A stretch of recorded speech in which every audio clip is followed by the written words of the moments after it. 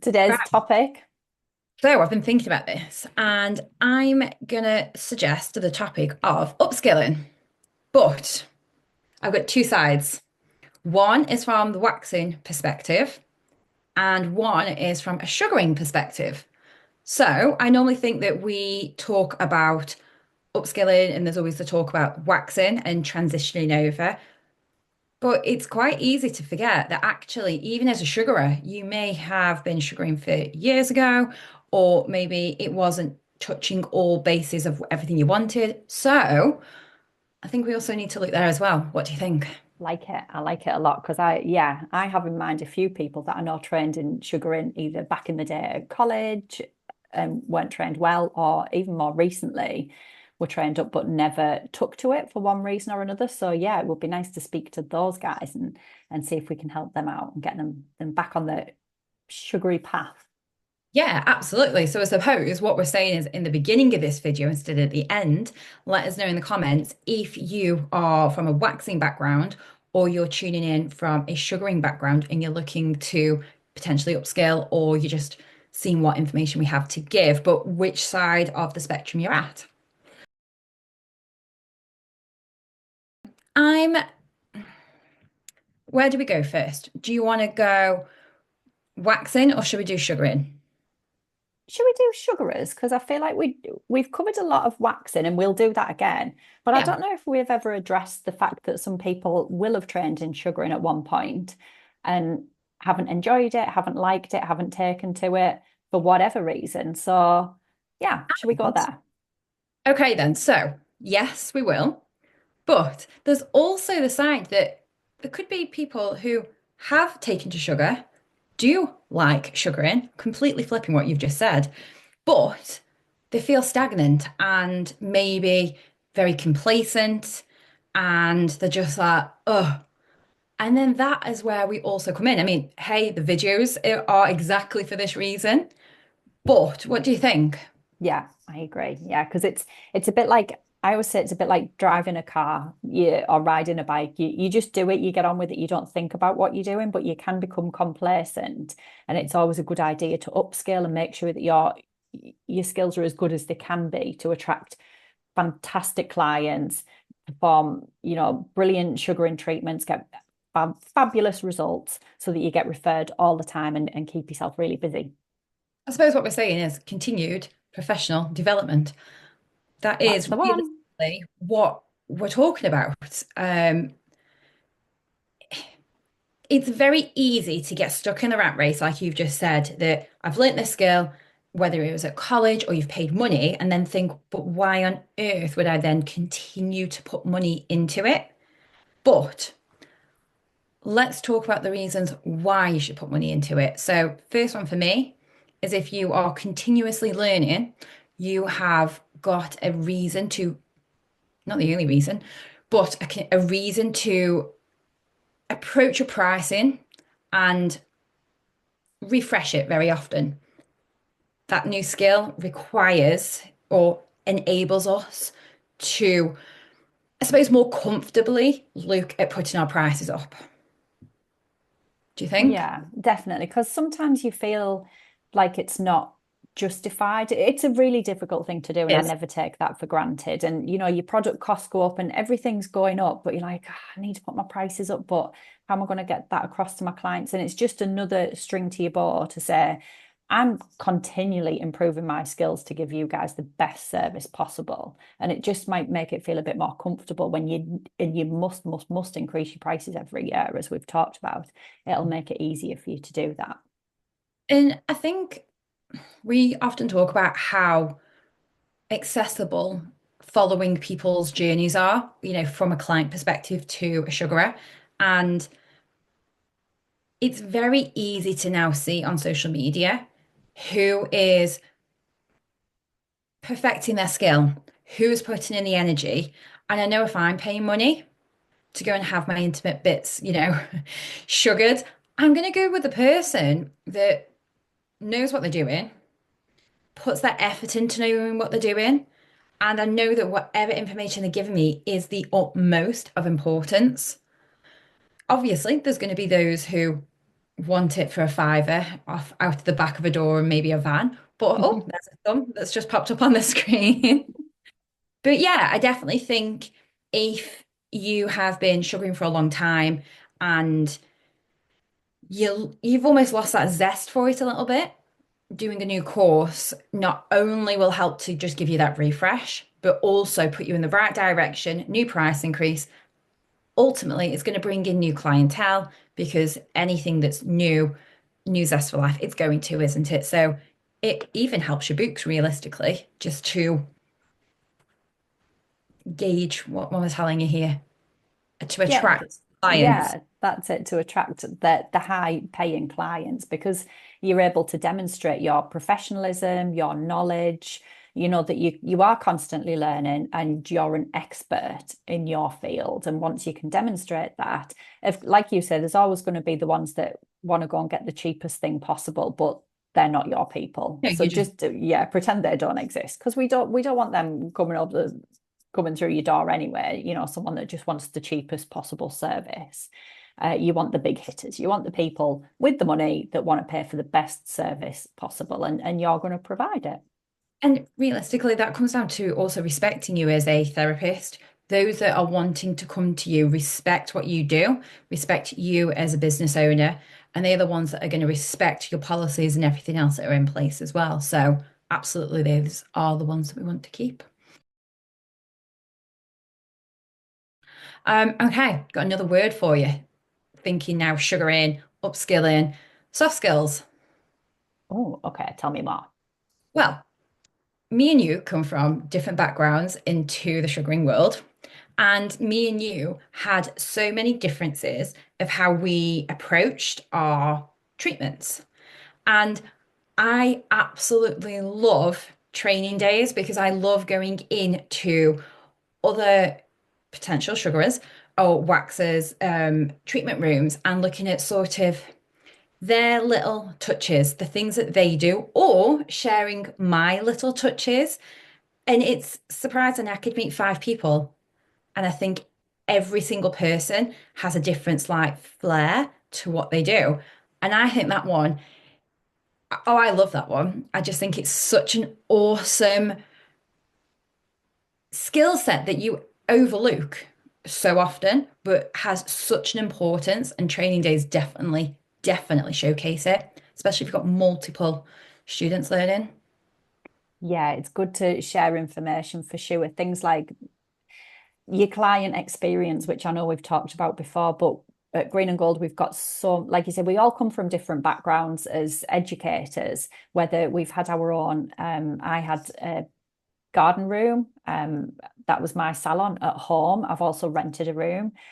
You've worked in spas and cruise ships, and the other educators have a plethora of different scenarios and experiences to add to this. So we can all kind of chip in and chime in with different ways that we've made our clients feel comfortable, special, important, valued, all of those things. And that's the kind of thing that you can add to your service, that it generally doesn't cost you anything as a business, but it's so valued by your clients. And that's what people remember, how you made them feel, as well as your sugaring treatment. But assuming that, we've all been trained to sugar and we can all provide a good sugaring service, what is then going to set you apart is how you made them feel, how your room felt, what the ambience was like, what their environment was like, what the temperature was like, what it smelt like, how clean it was.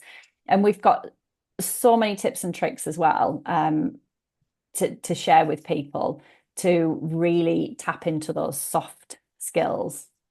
Which then realistically, yet again, builds back into that stagnancy or sort of that continued learning, which helps you with your price increases and structuring, and basically just keeps, and that's what it's about, isn't it? That is, in a nutshell, what I can never say it, continued professional development is about. It's about taking the time, seeing what's new, what's fresh, what's changed. Yeah, definitely. Just things like the hair growth cycles, and knowing about that, because like again, we've said before in the past, I was never taught that during waxing. It was very practical how to put the wax on and get it off again. I didn't really know anything about hair growth cycles. So it's even things like that that just are so important and again can add so much value to you as a therapist in your treatment room when you're speaking to potential clients. So, this is something we've not spoken about before, but I definitely think it's a topic that we need to come back to. Hygiene. What do you think? We, I definitely have taken this for granted because you and I know how hygienic it is, the sugar paste for one.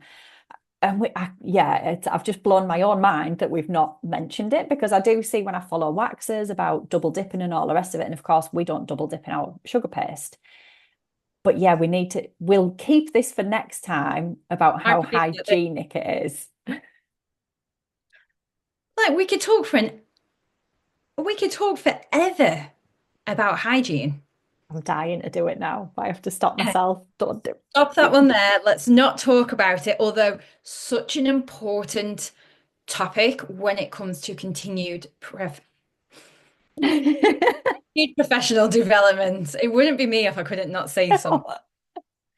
Okay then, let's slide past that one, but to come back to it. Cool. Yeah, so you shared something the other day. Trends is a huge thing in beauty, but the buzzwords around sugaring is something that I think us as professionals look for, but customers are looking into it too. Where do you feel on sugaring and trends and waxing? Where do you feel like the scale is right now?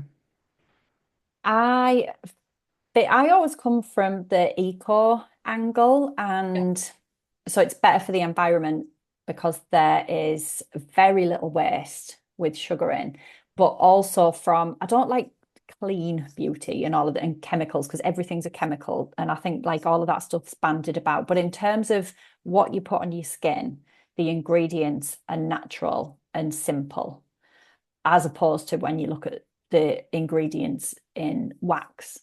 Sugaring is absolutely hands down, no one can argue. Sugaring is has to be better for your skin in terms of the ingredients. So from my spa sort of background, I Google every year the top 10 trends that are going to be sort of hitting the hitting the ground, I suppose. And it was the other day, don't know why, I was in the shower shampooing, and I genuinely just started thinking about these trends. And I remember I was at uni in 2013 to 15, I think, roughly there. And wearable technology was a topic. I was like, wearable technology, it's going to track your sleep, going to track your steps. But I know it's been around for ages, but what was that like 10 years ago?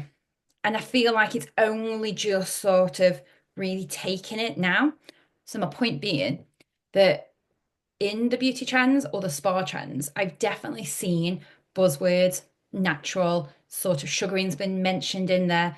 And I'm seeing it more and more. A lot of times like pro beauty, they do talks about what sugaring is. I know there's been write-ups about sugarers and it's there and it's gaining momentum. And every time I look, there's more and more popping up about sugar. So I definitely feel that anyone that's looking to be more trend setting, I hate that part about it. But if you do want to be trend setting and you are looking to the future and trying to follow where the direction's going, then sugaring without a doubt is up there. Yeah, for sure. Yeah, in terms of trend, as in not like trending like a fad, a flash in the pan kind of thing, but trend as in trailblazing, pioneer. This is happening. It is going to get more and more popular. And now is the time if you want to become known as the person in your town or city that sugars, because there's likely nobody else doing it right now or no one else shouting about it. Now is the time to become that person. You're going to be the go-to. There'll be others that follow, there'll be others that start sugaring in your town or city. But if you're the first, you're going to be the one that everyone thinks of when they think sugaring in wherever. But if you are maybe, there's a group of you, maybe you are all new and you're maybe in a spa, that's a lot of time to take out of a spa, like losing all of your staff. So the Essentials Hybrid is awesome. Learn online, join an online cohort, watch, listen, try out, and then it's just me or an educator dropping in and just doing a hands-on day. You've got all the skill sets there. So the Essentials Hybrid is awesome for huge groups of people. I love that. Which other courses have we got going on? We have the Have we accelerated for the waxers out there that are already trained in hair removal. transitioning over? Now that could just be hands-on, or you could just solely join the online cohort, and that can work in and around your schedule. There's an online Zoom every week. It might be that you work in those times, but you can watch back the recording later. And as long as your case studies are submitted, you can do it in your own time at your own pace. So that one's awesome as well.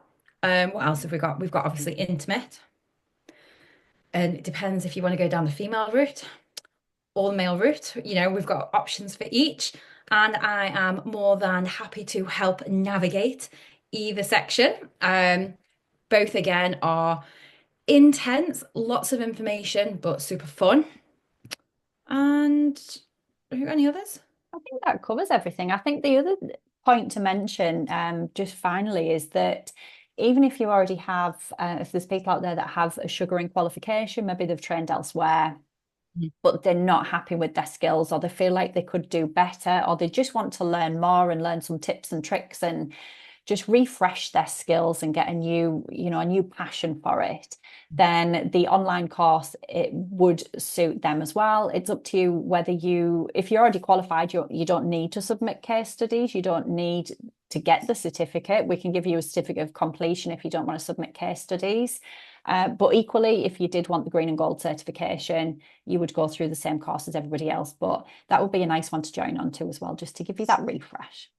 Yeah, and like I say, it's bite-sized chunks of information, so you just fit it in around your lifestyle.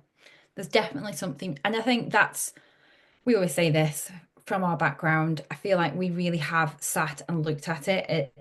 How can we implement it to make everybody's life easy? If there's an option that we have missed that you think that we need to be offering, then just let us know. But I'm pretty sure we've ticked all the boxes there. Yeah. I think that's everything. I know, yeah. Oh, we don't got it in under half an hour today, I think. Getting better. Right, I'm going to see you next week then. Thanks, Em. See you soon. Bye. Bye.